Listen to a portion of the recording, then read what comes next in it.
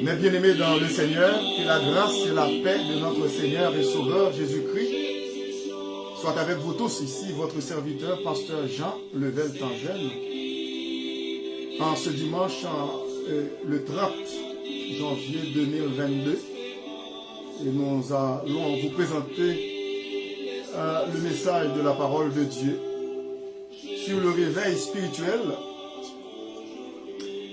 et que nous allons voir tout d'abord la lecture dans Éphésiens chapitre 5 à partir du verset 1er. Éphésiens chapitre 5 à partir du verset 1er et jusqu'au verset 17. Bon, nous pouvons aussi terminer au verset 21. Éphésiens chapitre 5 à partir du verset 1er au verset 21. C'est le réveil spirituel. Nous avons tous besoin d'un réveil spirituel dans notre vie. Devenez donc les imitateurs de Dieu comme des enfants bien-aimés et marchez dans la charité, c'est-à-dire dans l'amour, à l'exemple de Christ qui nous a aimés et qui s'est livré lui-même à Dieu pour nous, comme une offrande et un sacrifice de bonne odeur. Que l'impudicité, qu'aucune espèce d'impureté et que la cupidité ne soient pas même nommées parmi vous, ainsi qu'il convient à des saints. Qu'on n'entende ni paroles déshonnêtes, ni propos insensés, ni plaisanteries, choses qui sont contraires à la bienséance. Qu'on entende plutôt des actions de grâce.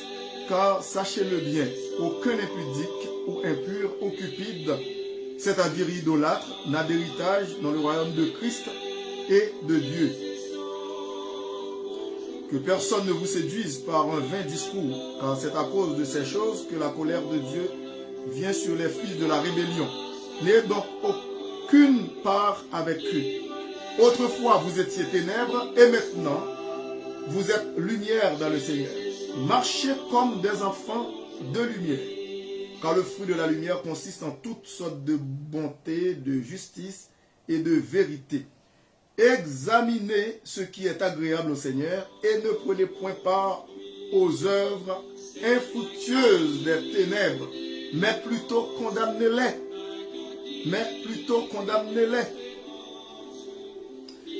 Car il est honteux de dire ce qu'ils font en secret, mais tout ce qui est condamné est manifesté par la lumière.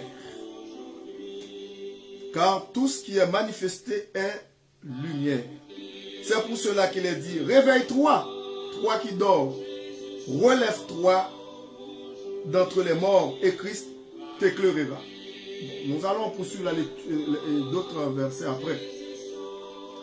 Et ici, il est question de réveil spirituel que l'apôtre Paul a lancé. Il a lancé ce message 2000 ans de cela pour les chrétiens d'Éphèse et qui, semble-t-il, marchait dans un assoupissement qui en servait le Seigneur dans un état léthargique. Le réveil spirituel, tout d'abord, nous voulons vous faire comprendre que c'est pour tous les croyants. Tout d'abord, le premier point que je veux aborder, il faut savoir bien que le réveil spirituel, c'est pour tous les croyants qui se sont endormis au cours, ou du moins en cours de route, qui ont perdu leur motivation. Pour tous les croyants qui ont arrêté leur marche ou leur course dans le Seigneur. Lorsque nous regardons dans Éphésiens chapitre 5, verset 14, il est dit, c'est pour cela qu'il est dit, réveille-toi, toi qui dors, relève-toi d'entre les morts, et Christ t'éclairera. Donc, c'est pour tous les croyants qui ont arrêté leur marche ou leur course dans le Seigneur. D'après Galates chapitre 5, versets 7 et 8, l'apôtre Paul aussi a lancé ce cri d'alarme aux chrétiens de Galates. Lorsque nous jetons un coup d'œil sur ces deux versets, le verset 7 et le verset 8, il est dit, vous couriez bien. Vous couriez bien. C'est-à-dire que les Galates, les chrétiens de Galates, couraient très bien dans le Seigneur. Ils marchaient, ils couraient. C'est une métaphore qui veut dire ils servaient le Seigneur de façon convenable. Ils couraient bien. C'est ce que l'apôtre Paul dit au verset 7. Vous couriez bien. Qui vous a arrêté pour vous empêcher d'obéir à la vérité? Vous voyez? Ils couraient bien, mais il y a quelque chose qui s'est passé dans leur vie. Parce que l'apôtre Paul dit, vous couriez bien. Qui vous a arrêté pour vous empêcher d'obéir à la vérité? C'est une question que l'apôtre Paul a posée aux chrétiens de Galates. Cette influence ne vient pas de celui qui vous appelle. Qui veut dire, si vous couriez bien dans le Seigneur, et puis finalement vous décidez d'arrêter, cela ne vient pas de Dieu. Cet esprit ne vient pas de Dieu. C'est ce que l'apôtre Paul veut faire comprendre aux chrétiens de Galates. Le deuxième point qu'il faut considérer ici dans ce réveil spirituel pour les chrétiens qui étaient réveillés au départ, qui marchaient très bien, qui couraient bien dans le Seigneur et finalement qui ont arrêté, c'est pour tous ceux et celles qui ont abandonné leur premier amour. Pour tous les chrétiens qui ont abandonné leur premier amour. Voyons un peu dans Apocalypse chapitre 2,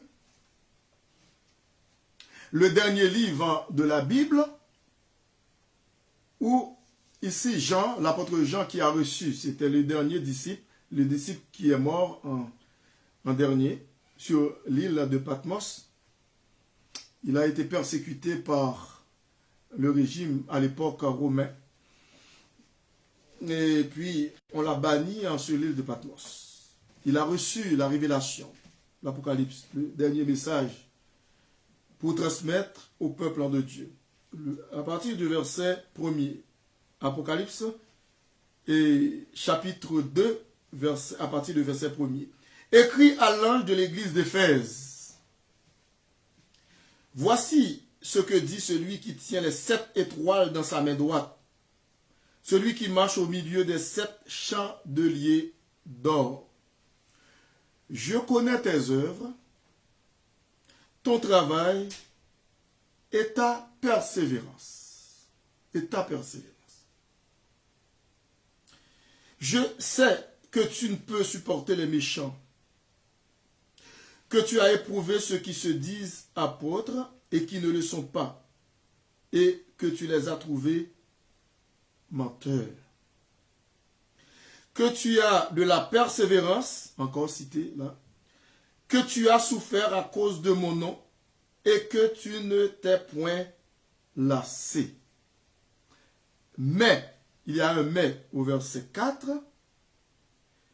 ce que j'ai contre toi, c'est que tu as abandonné ton premier amour.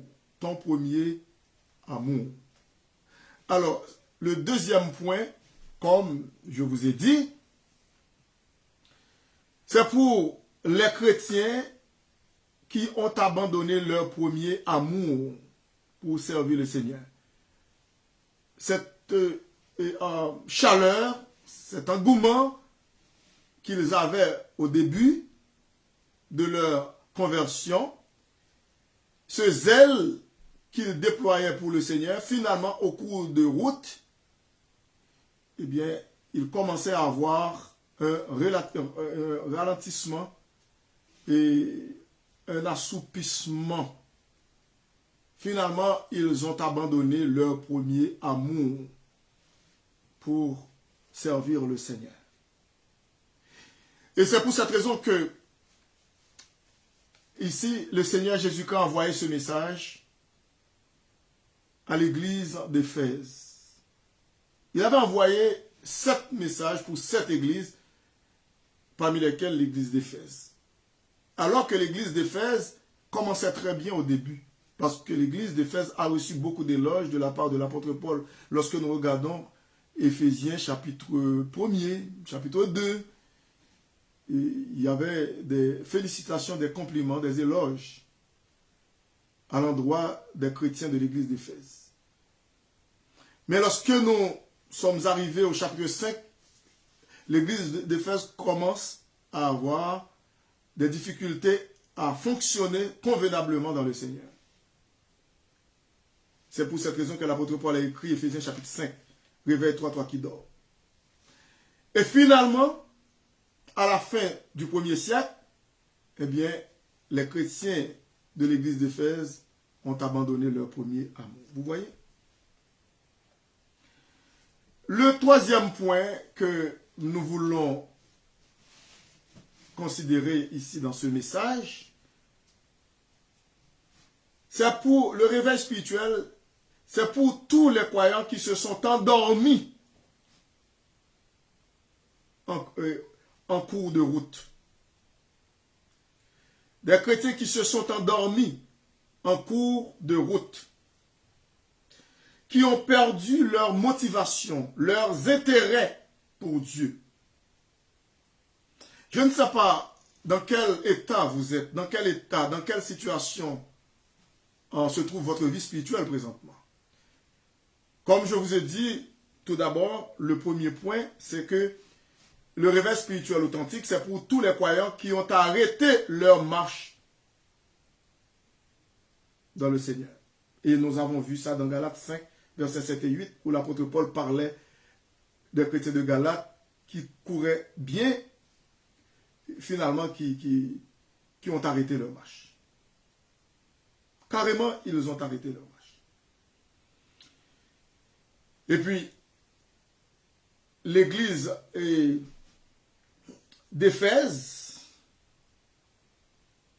qui ont abandonné leur premier amour. Ça, c'était le deuxième point. Maintenant, nous sommes rendus au troisième point. C'est pour tous les croyants qui se sont endormis en cours de route. Ils ont perdu leur motivation pour servir le Seigneur. Regardons de près Romains chapitre 12. Romains chapitre 12. À partir de verset 11, on peut voir le verset 11. L'apôtre Paul s'adressait aux chrétiens de Rome. Il leur dit, ayez du zèle et non de la paresse. Ayez du zèle et non de la paresse. Qui veut dire, le contraire de zèle, c'est la paresse. Soyez fervents d'esprit. Soyez fervents d'esprit. Servez le Seigneur. Alors, ici, l'apôtre Paul était en train d'exhorter les chrétiens de Rome à servir le Seigneur avec zèle. Parce que les chrétiens de Rome étaient arrivés à un point où ils étaient paresseux dans leur ministère, paresseux dans leur vie spirituelle. Et comme nous, aujourd'hui, au lieu de servir le Seigneur avec zèle, avec motivation, avec intérêt, avec engouement, avec chaleur, eh bien maintenant, bon nombre d'entre nous, eh bien, nous servent le Seigneur et dans un esprit d'apathie, de torpeur, de léthargie. L'apôtre Paul dit aux chrétiens de Rome, ayez du zèle et non de la paresse. Soyez fervents d'esprit. Servez le Seigneur. Comment nous servons le Seigneur? Nous avons besoin de réveil. Nous avons tous besoin de réveil, un réveil spirituel. Pas n'importe quel réveil, mais un réveil spirituel authentique. Sans quoi, c'est vraiment difficile de servir le Seigneur dans un esprit d'amour. Comme le faisaient aussi les chrétiens d'Éphèse, à la fin du siècle, du 1er siècle, ils ont abandonné leur premier amour. L'apôtre Paul, au chapitre 12, devant ce chapitre que nous nous trouvons ici, chapitre 12 de Romains, chapitre 12, à partir du verset 1er au verset 2, l'apôtre Paul disait, parce qu'il parlait, et il lançait une exhortation à la consécration de tous les chrétiens. Je vous exhorte donc, frères, alors frères et sœurs, par les compassions de Dieu, à offrir vos corps comme un sacrifice vivant, saint, agréable à Dieu. Ce qui sera de votre part un culte raisonnable. Un culte raisonnable, c'est-à-dire logique, normal. C'est tout à fait normal. Et puis, au verset 2, il dit, ne vous conformez pas au siècle présent. Soyez transformés, vous voyez, mais soyez transformés par le renouvellement de l'intelligence afin que vous discerniez quelle est la volonté de Dieu, ce qui est bon, agréable et parfait. La volonté de Dieu, c'est de le servir avec un esprit de zèle et non dans un esprit de paresse. Parce que l'apôtre Paul dit, il faut servir le Seigneur avec zèle. Je vous exhorte donc, frères, par les compassions de Dieu. Pourquoi il parle des compassions de Dieu? Eh bien, grâce à tout ce que Dieu a fait pour nous en Jésus-Christ, le salut qu'il nous a donné par son Fils Jésus-Christ, lui qui s'est donné pour nous sur le bois infâme de la croix, il s'est sacrifié volontairement pour nous donner la vie éternelle, une vie abondante, un grand salut. Et c'est pour cette raison que l'apôtre Paul nous dit, en retour, nous avons besoin de nous consacrer à Dieu. Corps, âme et esprit. C'est ce qu'il nous dit. Une véritable consécration qui vaille la peine, eh bien, d'être vécue dans le Seigneur. Il faut vivre notre vie spirituelle dans le Seigneur, pleinement, dans un esprit de réveil. Écoutez bien, et savez-vous quoi? Par quoi que tous les réveils spirituels de l'histoire ont commencé? Par la prière. Par la prière. La première chose que Dieu fait au début de tout réveil, c'est amener ses enfants sur leurs genoux. Nous avons besoin de la prière pour servir le Seigneur. Une vie de prière. Et c'est pour cette raison que l'apôtre Paul dit, soyez fervents d'esprit. Servez le Seigneur. Lorsque nous regardons dans Éphésiens et chapitre 6, l'apôtre Paul parle des âmes spirituelles, mais parmi ces âmes, la prière. Lorsque nous regardons Éphésiens chapitre 6, à partir de verset 10, il est dit, au reste, fortifiez-vous dans le Seigneur et par sa force toute puissante.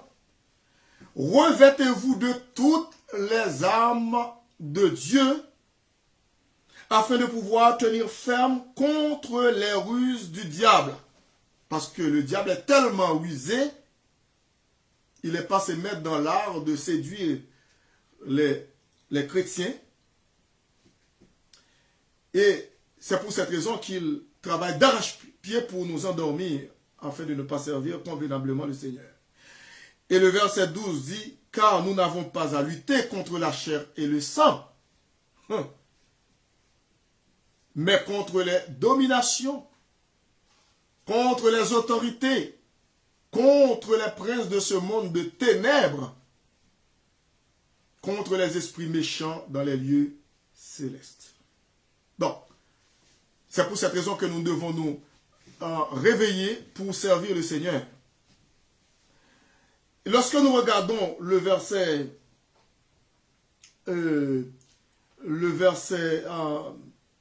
17,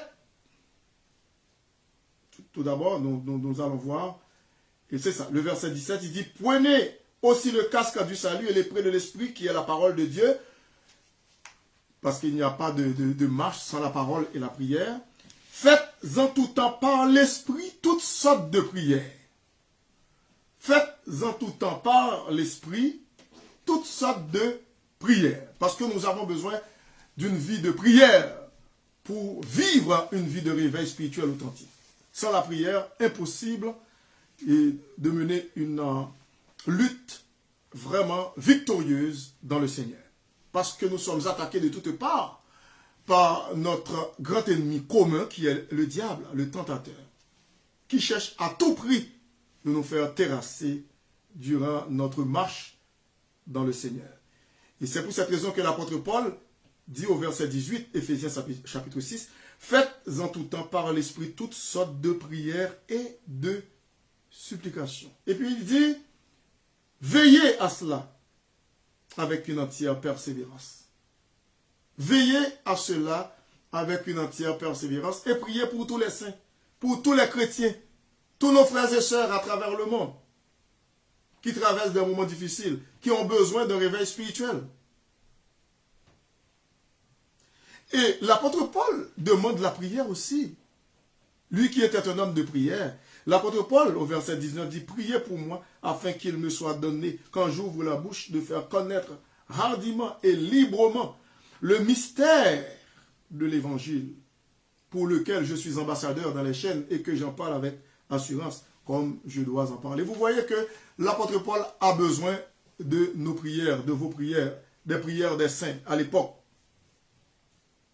Nous avons tous besoin d'un réveil spirituel authentique pour être agréable à Dieu, pour marcher de victoire en victoire, pour avoir la victoire, pour remporter la victoire sur le péché sous toutes ses formes, sur le diable, sur le monde et sur la chair, puisque nous avons trois grands ennemis. Tout d'abord nous-mêmes, notre chair, qui nous empêche d'être convenable, de marcher convenable d'une manière convenable à Dieu. Il y a le diable, il y a le monde. Le diable, le monde et la chair. Le troisième point que je vous avais parlé sur le réveil spirituel authentique, c'est pour tous les croyants qui se sont endormis au cours de route, qui ont perdu leur motivation, leurs intérêts en Dieu, leurs intérêts pour Dieu. Dans Romains 12 et dans Romains 13 plutôt, et nous allons voir Romains chapitre 13, verset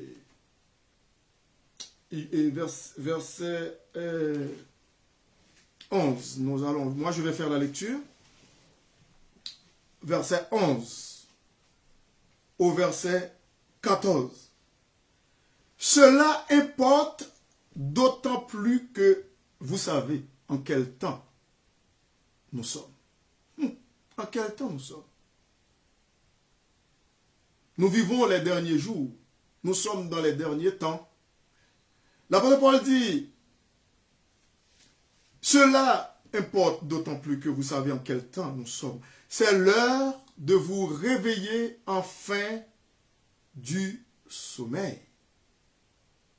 Car maintenant, le salut est plus près de nous que lorsque nous avons cru.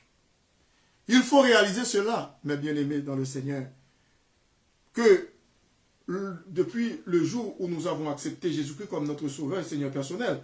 Il y a des années qui se sont déjà écoulées. Nous sommes plus près de l'enlèvement de l'Église, du retour de Jésus-Christ en gloire avec nous.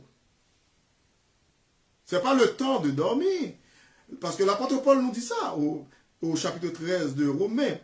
Il lançait ce message, ce cri d'alarme aux chrétiens de Rome du 1er siècle. Cela importe d'autant plus que vous savez en quel temps nous sommes. C'est l'heure de vous réveiller enfin du sommeil. Car maintenant le salut est plus près de nous que lorsque nous avons cru. La nuit est avancée. Une image, c'est une métaphore. La nuit est avancée. Le jour approche.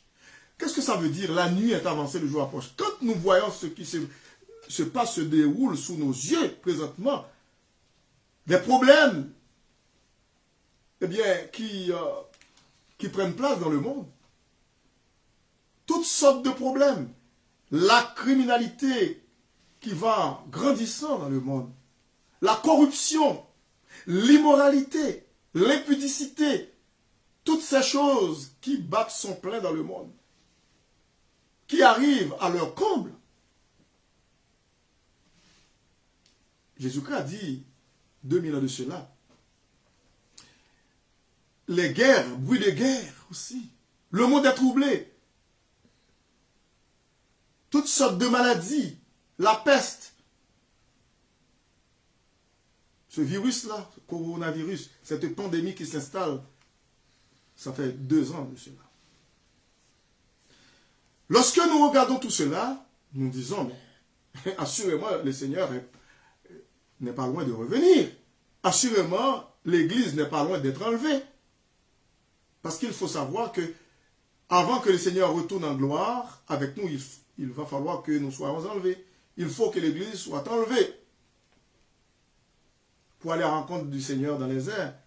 Après, nous serons et nous reviendrons avec le Seigneur sur la terre. Et c'est pour cette raison que l'apôtre Paul parle de la nuit est avancée. Cette métaphore qu'il a utilisée.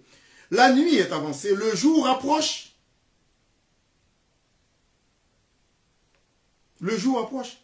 Quand il fait sombre, quand il fait nuit, eh bien c'est alors que le jour va s'approcher. Dépouillons-nous donc des œuvres des ténèbres, et revêtons les armes de la lumière.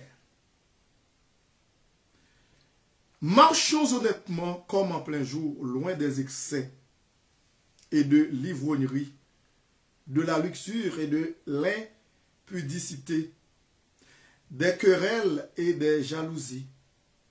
Mais revêtez-vous du Seigneur Jésus-Christ et n'ayez pas soin de la chair pour en satisfaire les convoitises. Vous voyez, c'est un cri d'alarme que l'apôtre Paul lançait aux chrétiens de Rome à l'époque et à tous les chrétiens de tous les temps, à nous autres. Nous avons besoin, mes frères et sœurs, d'un réveil spirituel authentique. Nous avons besoin de nous réveiller pour servir le Seigneur. Considérons que ce message de la parole de Dieu, 2000 ans de cela, c'est pour nous.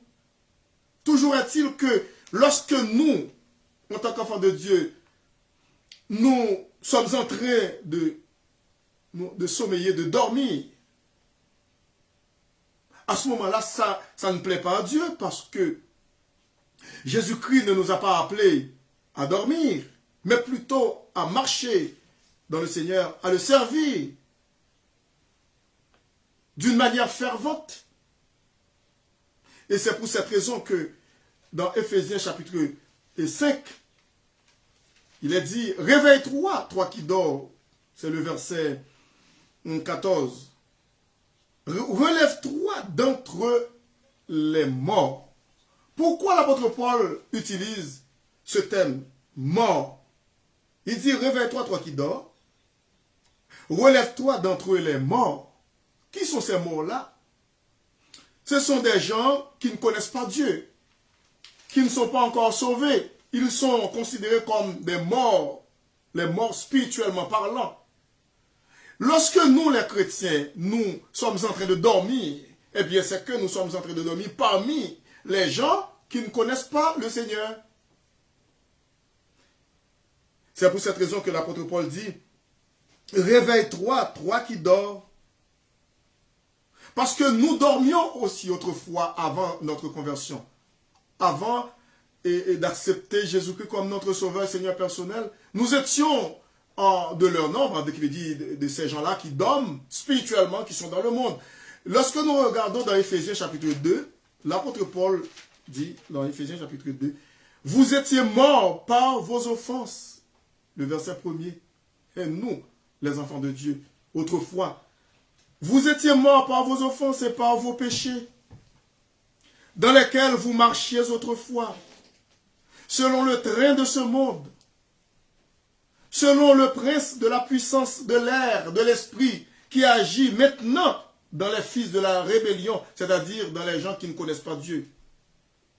Nous tous aussi, nous étions de leur nombre, et nous vivions autrefois selon les convoitises de notre chair, accomplissant les volontés de la chair et de nos pensées.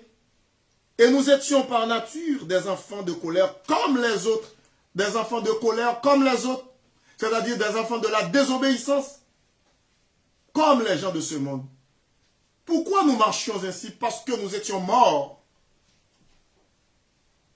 Un mort ne sait rien.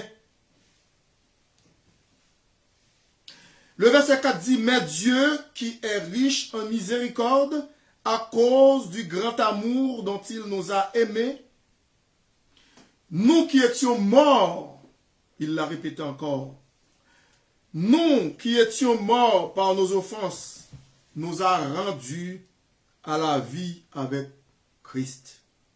C'est par la grâce que vous êtes sauvés, que nous sommes sauvés. C'est par grâce que nous sommes sauvés. Il nous a ressuscités ensemble. Vous voyez, ça prend une résurrection. S'il y a résurrection, c'est parce qu'il y a mort. Il nous a ressuscités ensemble et nous a fait asseoir ensemble dans les lieux célestes en Jésus-Christ afin de montrer dans les siècles à venir l'infinie richesse de sa grâce par sa bonté envers nous en Jésus-Christ. Qui veut dire ça prend un réveil spirituel pour marcher avec le Seigneur et non pas une résurrection. Parce que nous ne sommes pas des morts. Nous sommes des sauvés, des rachetés de Jésus-Christ, des enfants de Dieu, des saints en Jésus-Christ.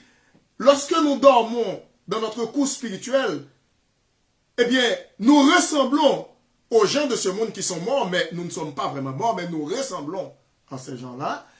Et c'est comme si nous dormons parmi eux. Et c'est pour cette raison que l'apôtre Paul, au verset 14 d'Éphésiens chapitre 5, dit « Réveille-toi, toi qui dors ». Et avant qu'il cite ce passage, il dit au verset 8, « Autrefois vous étiez ténèbres ». Vous voyez, vous étiez ténèbres, nous étions ténèbres.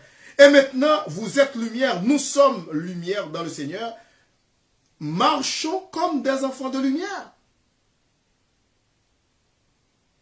Comment ils sont les enfants de lumière? Quels fruits portent-ils? Quels sont les fruits que nous portons en tant qu'enfants de Dieu? Quels fruits que nous portons? Car le fruit de la lumière consiste en toutes sortes de bonté, de justice et de vérité. Verset 10 dit, examinez ce qui est agréable au Seigneur, comme Romains chapitre 12. Hein? Verset 2, examinez ce qui est agréable au Seigneur. Est-ce que c'est agréable de dormir? Non. Est-ce que c'est agréable de ralentir notre course dans le Seigneur? Non. Il ne faut pas faire cela comme le faisaient les chrétiens de Galates, chapitre 5, versets 7 et 8, au point que l'apôtre Paul a dû les exhorter pour dire, vous couriez bien, mais qui vous a arrêté d'obéir à la vérité? Qui vous a empêché de continuer? L'apôtre Paul dit, examinez ce qui est agréable au Seigneur et ne prenez point part aux œuvres infructueuses des ténèbres, mais plutôt condamnez-les. Condamnez-les. Est-ce que c'est agréable de rester sans rien faire pour le Seigneur? Non. Non. Parce que Romains encore, comme j'ai cité Romains chapitre 12, Verset 1er, il dit, je vous exhorte donc, frères et sœurs, par la compassion de Dieu, à offrir vos corps comme un sacrifice vivant, saint, agréable à Dieu. Ce qui sera de votre part un culte raisonnable, qui veut dire tous les chrétiens doivent mettre la main à la pâte. Tous les chrétiens, sans exception, nous devons servir le Seigneur avec zèle, dans un esprit de réveil, réveil spirituel. Le verset 12, Éphésiens 5, car il est honteux de dire ce que les gens de ce monde font en secret. C'est honteux de le dire. Mais tout ce qui est condamné est manifesté par la lumière, car tout ce qui est manifesté est lumière. Nous sommes des enfants de lumière, nous sommes lumière même. Parce que Jésus-Christ qui est lumière, d'après Jean 8, 12, il dit, je suis la lumière du monde. Celui qui me suit ne marchera pas dans les ténèbres, mais il aura la lumière de la vie. Et Jésus-Christ dit de nous que nous sommes lumière. Il fait de nous des lumières. Lorsque nous regardons dans Matthieu chapitre 5, il dit, à partir du verset 13 et suivant, vous êtes le sel de la terre. Vous êtes la lumière du monde. Réveille-toi, toi qui dors. Relève-toi d'entre les morts et Christ t'éclairera. Et puis le verset 15, dans Éphésiens 5, dit, prenez donc garde. Écoutez bien. Prenez donc garde afin de vous conduire. Écoutez, prenez donc garde de vous conduire avec circonspection, c'est-à-dire avec prudence, précaution. Il faut regarder autour de soi pour voir est-ce qu'on est correct. C'est ça, circonspection veut dire. Non comme des insensés, mais comme des sages. Et puis le verset 16 dit, rachetez le temps, car les jours sont mauvais. Pour nous, les enfants de Dieu, eh bien, si nous étions négligents dans notre course, dans notre vie spirituelle, maintenant c'est le temps de racheter le temps. Le Seigneur nous donne encore ce privilège aujourd'hui, alors que nous vivons encore dans ce monde. Racheter le temps, car les jours sont mauvais. Nous vivons les derniers jours, parce que les jours sont mauvais. Nous les voyons ces jours-là. Nous sommes aux prises avec ce qui se passe dans le monde présentement. Et puis l'apôtre Paul dit au verset 17, c'est pourquoi ne soyez pas inconsidérés, mais comprenez. Et considérer veut dire, ne faites pas de la folie. Ça veut dire, ne nous comportons pas comme des gens fous, insensés. C'est ça veut dire inconsidérés. C'est pourquoi ne soyez pas inconsidérés, mais comprenez quelle est la volonté du Seigneur. C'est quoi la volonté du Seigneur? On l'a retrouvé dans Romains 12, verset 2. Ne nous conformons pas au siècle présent, mais soyons transformés par le renouvellement de l'intelligence afin que nous discernions quelle est la volonté de Dieu, ce qui est bon, agréable et parfait, c'est-à-dire de marcher dans un esprit de réveil pour la gloire de Dieu. Réveillons-nous pour servir le Seigneur. Nous avons besoin de réveil spirituel, mais bien aimés dans le Seigneur. Pour les gens qui ne connaissent pas le Seigneur, nous ne pouvons pas leur demander de se réveiller. Impossible parce qu'ils sont morts spirituellement. Comme nous venons de le voir dans Éphésiens chapitre 2. Nous étions aussi de leur nombre, comme nous l'avons vu. Comment demander à quelqu'un qui est mort de se réveiller? Impossible. Il ne peut pas se réveiller. Il n'a pas de pouvoir de se réveiller dans ce, comment dirais-je, dans ce sommeil de mort, parce qu'il est mort. Ça prend une résurrection. Et c'est pour cette raison que je lance cet appel aux gens qui ne connaissent pas encore le Seigneur.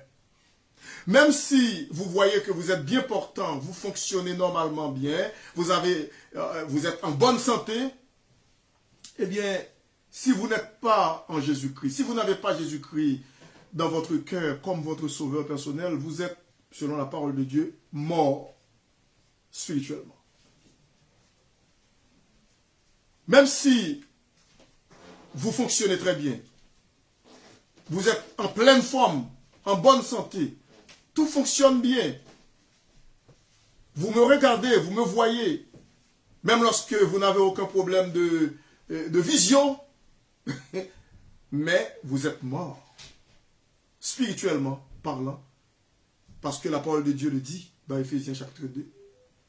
Il le dit. Vous avez besoin d'une résurrection à ce moment-là.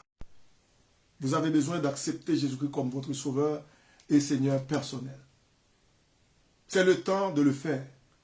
Mon ami, vous qui ne connaissez pas encore le Seigneur, venez à Jésus-Christ, acceptez-le pendant qu'il en est temps. Acceptez Jésus-Christ comme votre sauveur et Seigneur personnel.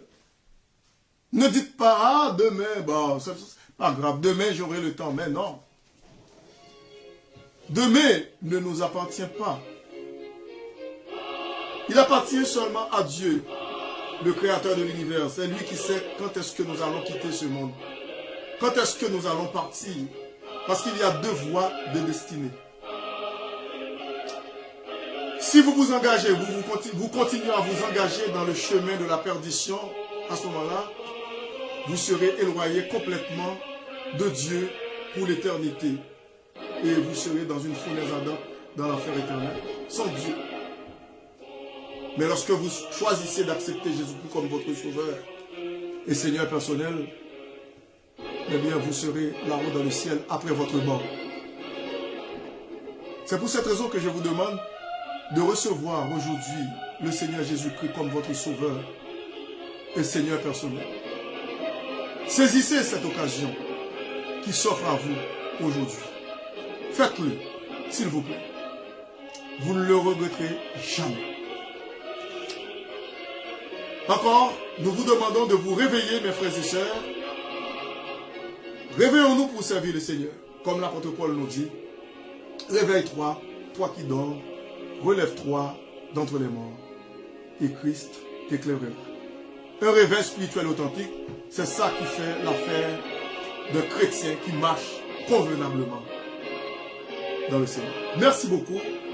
Et pour ce moment que vous avez mis à part pour l'adoration à notre Dieu seul, nous allons nous courber pour un instant de prière, dans un instant de prière pour terminer. Père Saint, nous te remercions pour ce moment béni que tu nous as accordé aujourd'hui, ce dimanche. Merci pour ce temps de louange que nous avons eu. Merci pour le message de ta parole sur le réveil spirituel authentique. Nous te demandons, Père Saint, de nous aider à comprendre ce message, cette parole. Père, que nous puissions mettre en pratique ta parole pour vivre une vie de réveil spirituel sur le péché, sur toutes ses formes, sur le diable, sur le monde et sur la chair. Fais en sorte que les gens qui ne te connaissent pas puissent parvenir à la connaissance de Jésus-Christ, qu'ils acceptent Jésus-Christ comme leur sauveur et Seigneur personnel. Bénis le reste de la journée pour nous, bénis la semaine pour nous, nous te prions ici, avec le pardon de nos péchés, dans le nom précieux de ton Fils Jésus-Christ. À lui seul soit la gloire dans tous les siècles et maintenant et au siècle des siècles. Amen. C'était votre serviteur, pasteur Jean Level Tanjeune, qui vous dit merci d'avoir été des nôtres. À dimanche prochain, Dieu voulant. Que le Seigneur vous bénisse et bonne semaine.